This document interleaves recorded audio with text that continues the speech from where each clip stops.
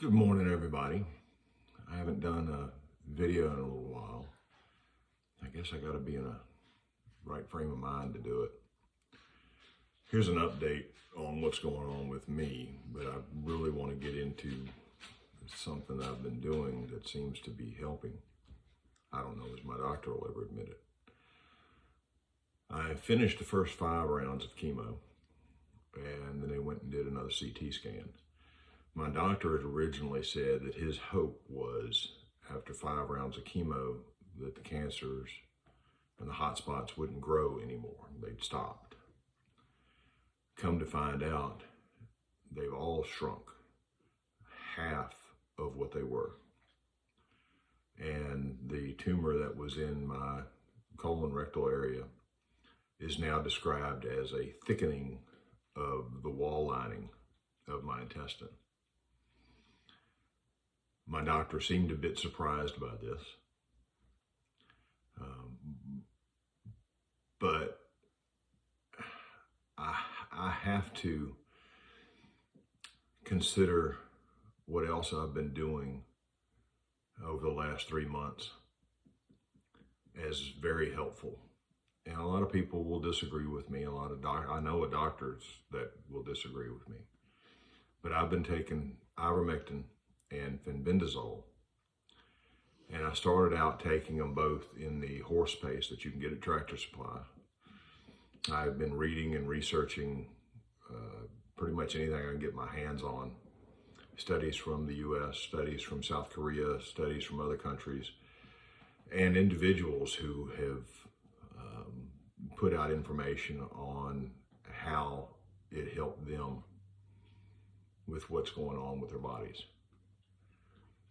And so I would suggest everyone do your research, look into it. I don't know as this will cure me, but it obviously seems to be helping. Now, whether it's just those items acting on their own or whether or not they were helping the chemo to shrink the tumors or the hot spots, I don't know. All I know is that I have felt better, that I have actually put on a few pounds, which not really excited about that. I like losing weight, but I dropped about 65 pounds in total. I'm up probably 5 or 6 pounds. Most of that I think is water weight from where I had gotten just so dehydrated that it was a problem. I go back tomorrow and start another 3 rounds of chemo. And then after that, I don't know what's going to happen. I am continuing to take the ivermectin and fenbendazole, and will continue to do so because I believe it helps. And if it helps me get better, helps me to be human again, because I can tell you during chemo, you don't feel worth a damn, then I'm going to keep doing it. A friend that I've made who's also taking chemo, taking the same thing as I am, I've told her about ivermectin and fenbendazole. Very smart lady, going through similar stuff where I am, where she has hot spots and stuff in different places of her body. Her daughter is a nurse, just as my daughter is. But when she brought it up to her doctor told her that ivermectin can cause liver damage. And I pose a question, is if you're dealing with cancer in different parts of your body, and you have something that may assist in helping get rid of that, how in the world can you worry about liver damage versus cancer? Also, everything I've read says that cancer, because it's not patented, they can't make any money off of it. It's been around for about 40 years. And been used for a wide variety of problems. So I have to wonder what it is that the doctors and the corporations that run pharmaceutical companies and the hospitals don't want you to know. I have, it is much cheaper than chemotherapy. Like I said, I don't know if it helps chemo attack the cancer cells or whether it's doing it on its own. I don't know. I'm not a doctor. I'm not a professional healthcare person. But it seems to be helping quite a bit. Over the last, I haven't had a chemo treatment in going on 4 weeks. For the last 2 or 3 weeks, I have felt much better. I actually got outside yesterday on my tractor and cut some trees and got them moved out of the way off my property. Now I've lost a lot of muscle weight. And so after about 2.5 hours of doing that, I was pretty much wasted. And I think that's more of, I've got to rebuild myself after all this. But don't give up. There is hope. Do your research just like I do. I've learned a lot about a lot of different things, from apricot seeds to turkey tail mushrooms to different vitamins that you should take. And I am taking D3K2, vitamin C, potassium, just because I had running to the bathroom so often and found out that potassium is what gives you diarrhea, or what lack of potassium gives you diarrhea. So I've been taking those as well. Like I said, I felt much better. Now I'm going to feel like crap probably for the next 6 weeks because I'm going back and taking 3 more sessions of chemo and taking what they call Fofox, which is something that hits all over the body. So when you have multiple different places in your body that has hot spots or tumors, they give you this stuff, which supposedly kind of hits everywhere. And it does. The neuropathy is probably the worst part. That and just tired all the time. Another positive thing that's happened over the last 4 weeks, I've gotten my appetite back, which I guess goes back to the gaining 5 or 6 pounds, because I'm not as active. I'm not working out every day just because I have a lack of energy. I'm having to build it up. It's going to take a while.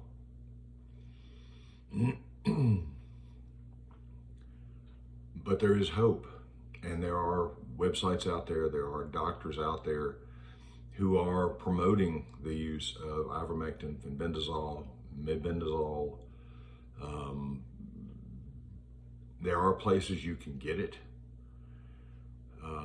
Tractor Supply, places that sell the horse paste, I've used them both.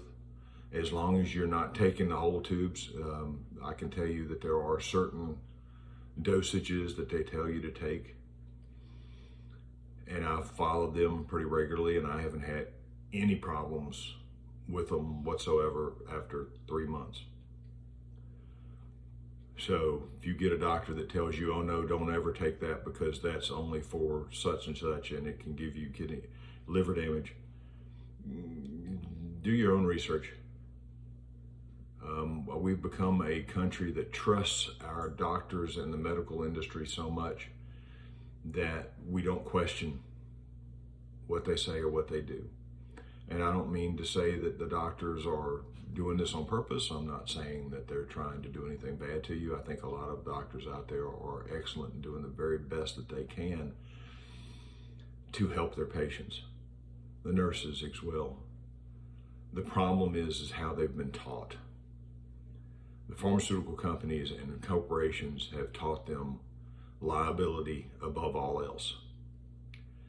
And they've taught them protocols that they are to follow. And if they don't follow these protocols exactly, they can lose their license, they can lose their livelihood, they won't be able to supply supply what their family needs. So I don't blame them necessarily, though I do think that being a doctor where you take an oath not to cause harm, it kind of makes it to where you have got to do some research other than just being spoon-fed by the pharmaceutical companies and the corporations whose job it is to make money. The saying that keeps coming back to my mind is a patient cured is a customer lost. And that's a sad thing, but I can tell you that chemotherapy is so expensive for people that are living paycheck to paycheck and maybe don't have the good insurance or have any insurance at all. It can cripple you very quickly and lose everything you got. So we need to find better ways to handle this. Do I think that there are cures out there for cancer? Yes, I do. Do I think they've been suppressed? Yes, I do. There's no money in curing people, only in treating them. And if they can treat you for the next 5 or 6 years, that's a lot of money coming out of you and going to these corporations and pharmaceutical companies. Do your own research. Look at what's out there. I can tell you that cancer emotionally makes you think that there is no future, that you're on a time clock. It doesn't have to be that way. I have no intention of giving up the fight, even though there have been a couple of times where I just looked up at God and said, either take me or cure me, but quit messing with me. Of course, I used a little more flavorful words. But you can't give up hope. You can't keep trying. Just because somebody tells you there's nothing that you can do doesn't mean there's nothing you can do. Like I said, I'll go back tomorrow. I'll try and do another video a little later on. I don't know how I'm going to feel after tomorrow.